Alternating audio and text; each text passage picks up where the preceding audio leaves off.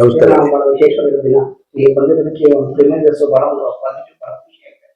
ಹೇಳಿ ಸರ್. ಏನಿಲ್ಲ, ಪಾರ್ಟಿಯಿಂದ ನನ್ನನ್ನ ಸ್ಟಾರ್ ಕ್ಯಾಂಪೇನರ್ ಆಗಿ ಮಾಡಿದ್ರು.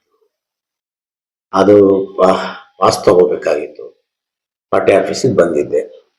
ಕೆಳಗಡೆ ನಮ್ಮ ಪ್ರಸನ್ನ ಕುಮಾರ್ ಅವರ ಅಧ್ಯಕ್ಷತೆಯಲ್ಲಿ ಕುಶಲಕರ್ಮಿಗಳ ವಿಭಾಗದಲ್ಲಿ ಅವರು ಅಧ್ಯಕ್ಷರಾಗಿದ್ದಾರೆ. ಹಾಗೆ ಇವರ ಚೇಂಬರ್ ಕೂಡ ಭೇಟಿ ಕೊಟ್ಟು ಒಂದು ಆರೈಸೋಣ, ನಮ್ಮ ಸಮಾಜದ ಮತ್ತೆ ಕಾಯಕ ಸಮಾಜದಲ್ಲಿರ್ತಕ್ಕಂಥ ಎಲ್ಲ ಕುಶಲಕರ್ಮಿಗಳನ್ನ ಒಂದು ಮಾಡಿ ರಾಜ್ಯಾದ್ಯಂತ ಸಂಘಟನೆ ಮಾಡ್ತಾ ಇದ್ದಾರೆ.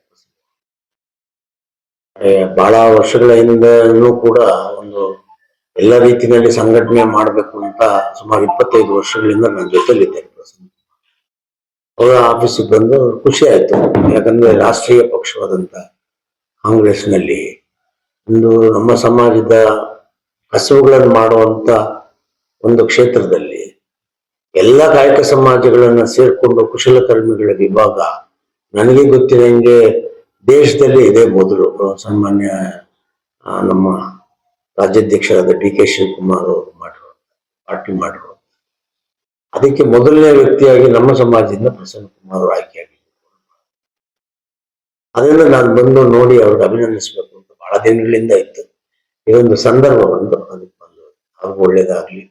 ಈಗ ಮುಂದಿನ ದಿನಗಳಲ್ಲಿ ನಾವು ಎರಡು ಕ್ಷೇತ್ರಗಳಲ್ಲಿ ಏನಿದೆ ಎಲ್ಲ ಸಮಾಜದವ್ರನ್ನ, ಇಲ್ಲಿ ಬ್ಯಾಕ್ವರ್ಡ್ ಕ್ಲಾಸ್ ಇರ್ತಕ್ಕಂಥ ಎಲ್ಲರನ್ನು ಒಂದುಗೂಡಿಸಿ ಎಲ್ಲರೂ ಏನೀಗ 5 ಕಾರ್ಯಕ್ರಮ ಯೋಜನೆಗಳನ್ನ ಸರ್ಕಾರ ಮಾಡಿದೆ, ಅದನ್ನ ಇನ್ನಷ್ಟು ನಮ್ಮ ಎಲ್ಲ ಸಮಾಜದವರು ಆಗ್ತಾರೆ, ಅದರ ಬಗ್ಗೆ ಎಲ್ಲ ಇನ್ನಷ್ಟು ಹೇಳಿ ಈ 2 ಕ್ಷೇತ್ರದಲ್ಲೂ ಕೂಡ ಕಾಂಗ್ರೆಸ್ ಪಕ್ಷದ ಅಭ್ಯರ್ಥಿಗಳೇ ಗೆಲ್ಲೋದಕ್ಕೆ ನಾವೆಲ್ಲರೂ ಸೇರಿ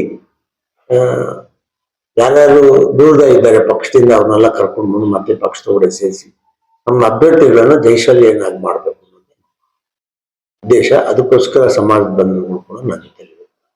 ಇನ್ನೊಂದೇ ಒಂದು ವಿಷಯ, ಈ ಒಂದು ವಿಷಯ ಕೇಳೋದೇನು ತಪ್ಪಿಲ್ಲ ಅನ್ಸುತ್ತೆ. ಆಡಳಿತ ಪಕ್ಷ ಅಂತ ನಾನು ಹೇಳ್ತೇನೆ ಸರ್. ಒಂದು ಯುವ ಸಮೂಹ, ಒಂದು ಹೆಣ್ಮಕ್ಳು ಗಂಡ್ಮಕ್ಳು ಬಹಳಷ್ಟು ಸರ್ ಕಾಂಗ್ರೆಸ್ ಪಕ್ಷಕ್ಕೆ ಸೇರ್ಪಡೆ ಆಗ್ತಾರೆ.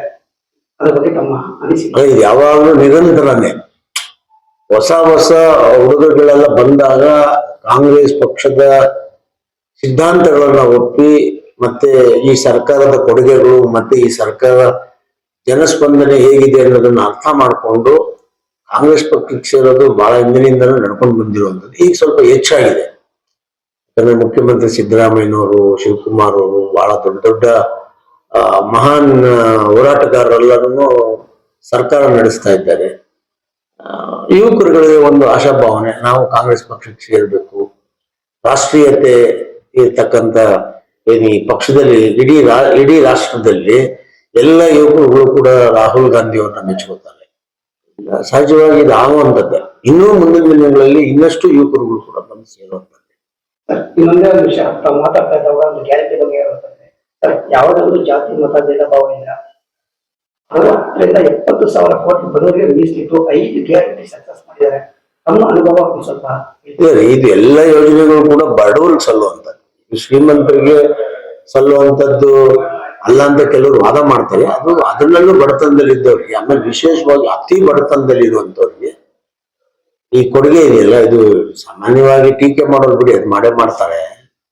ಇದು ಬಹಳ ದೊಡ್ಡ ಕೆಲಸ ಇದೆ. ಇಷ್ಟು ದೊಡ್ಡ ಮೊತ್ತವನ್ನ ಸಮಾಜಗಳಲ್ಲಿ ಅದು ಬಡವರಿಗೆ ಯೋಜನೆಗಳ ಮೂಲಕ ಹಂಚೋದಿದೆಯಲ್ಲ, ಯಾವತ್ತು ಈ ದೇಶದ ಯಾವುದೇ ರಾಜ್ಯದಲ್ಲೂ ಮಾಡಿಲ್ಲ. ಈಗ ಕಾಪಿ ಪೇಸ್ಟ್ ಮಾಡ್ಕೋಬಹುದು ಅಷ್ಟೇ. ಆದ್ರೆ ಮೂಲವಾಗಿ ಮಾಡಿದ ಕಾಂಗ್ರೆಸ್ ಅಲ್ವಾ, ಬಹಳ ಒಳ್ಳೆ ಯೋಜನೆ.